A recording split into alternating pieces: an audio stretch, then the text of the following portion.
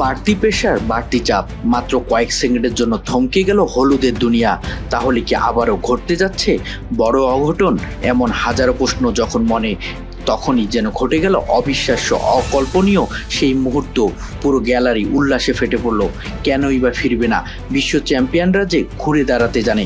ফুটবলের সৌরিকতা যাদের পায়ের কারিশমা, তারা কি ফুরিয়ে যায় শেষ মুহূর্তে? সেই নাটকীয় প্রত্যাবর্তনের গল্প চলুন জেনে আসা যাক।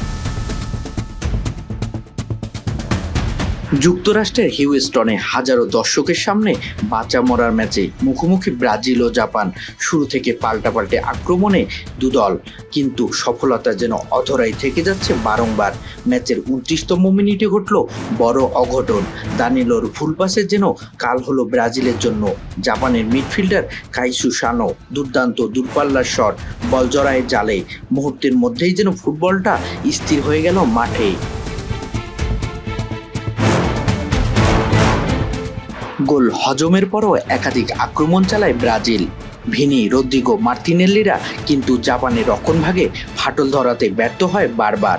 কিন্তু দ্বিতীয়ার্ধে ম্যাচের চিত্র যেন পাল্টে যায়। কোচ কার্লোর পরিকল্পনায় যে ব্রাজিলের ফুটবলের ছন্দ ফিরে পায়, একের পর এক আক্রমণে জাপান হয়ে পড়ে দিশেহারা। কর্নার থেকে আসা বল দুর্দান্ত হেডে জালে জড়িয়ে সমতায় ফেরান মিডফিল্ডার ক্যাসিমিরো। ম্যাচ গড়ায় অতিরিক্ত সময়। তখন মনে হচ্ছিল খেলা হয় টাই ব্রেকারে গড়াবে। ম্যাচের অতিরিক্ত 6 মিনিটে আসে সেই মাহেন্দ্রক্ষণ। দ্রুতগতির বল পায়ে পেয়ে ঠান্ডা মাথায় বল জলে জড়িয়ে দেন গ্যাব্রিয়েল মার্তিনেল্লি।